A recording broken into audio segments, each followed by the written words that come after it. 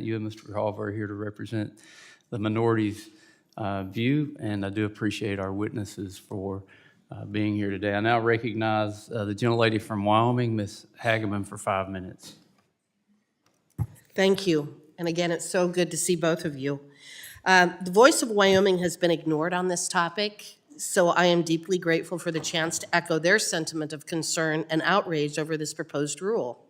According to public comments submitted by the United States Business Administration Office of Advocacy, this proposed rule has unintended consequences that are contrary to the statutory provisions of FLPMA, lacks factual basis, and does not adequately consider the economic impacts of the rule on small businesses.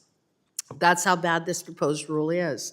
The SBA under the Biden administration is literally calling out the BLM on how bad the proposal is. Mr. Chairman, I would like to submit the SBA's public comments on this for the record. Without objection, so it's American economies can only get a return on our federal lands in much of the West through two things. The first is grazing, and the second is through mineral extraction or logging. The very lifestyle of rural communities is at risk when burdensome regulations like this cripple the businesses that allow these communities to flourish. The revenue provided to the state through mining and agriculture is essential to our lives and our economy. This revenue funds our schools, healthcare, public safety, and other essential services. Wyoming is a strong leader in energy production, agriculture, and outdoor recreation, as Governor Gordon outlined in his testimony. Basically, everything this proposed rule touches is what we in Wyoming are good at. So quite frankly, it's hard not to take this personally. To make matters worse, the BLM won't even come to Wyoming to talk about the proposed rule. Governor Gordon, considering that Wyoming's economy lives and dies on the industries impacted by this rule, why do you think it is that BLM would hold town halls in New Mexico and Colorado, but not Wyoming? Are they avoiding something? Mr. Chairman, Congresswoman Hageman, it is clear they're avoiding having real testimony on the ground with practitioners of conservation. They're looking for communities where they can find a favorable audience so they can move things forward. The testimony of the gentleman from California, I take great umbrage at, because We typically do as well. As Governor Noem and I have worked with folks across the aisle, this is about conservation and good development, good management, and stewardship of our natural resources. It is not a hyper-partisan issue. Just last year, I signed an agreement with Secretary Vilsack, which recognized that private property has a role in wildlife, healthy wildlife populations.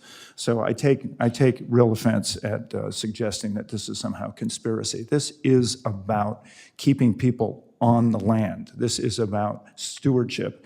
And to suggest that people that are in the oil and gas business or miners somehow don't care about conservation is just wrong-headed. It's been proven over and over and over and over again. Yet our colleagues on the other side just simply can't get through their head because they like the talking points, as we just saw.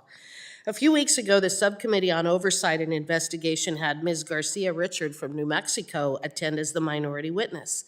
And in her written testimony, she said that a state's, quote, ability to generate money for education is directly tied to the health and the productivity of state lands. What I don't understand is what revenue you would generate for your state through a federal conservation lease. Governor, will conservation leases generate any funds to local education or to the state in general? Mr. Chairman, Madam Congressman, no. That money would go to the federal government. And, you know, it's sort of a joke to think that we're going to make it more productive by taking it out of play. We, as you know, and Governor Lujan Grisham and I have both addressed Congress on this fact, our schools are funded by education. Our education is funded by mineral development. The leases and all the ancillary pieces of the economy are funded by activities on federal lands. Taking those out of play would be devastating to our economy. One of the things that so many people don't understand is that our water development and the way that we manage our resources in the West, even on federal lands, is typically done by private individuals. to better the situation for their livestock production, but that also benefits our wildlife.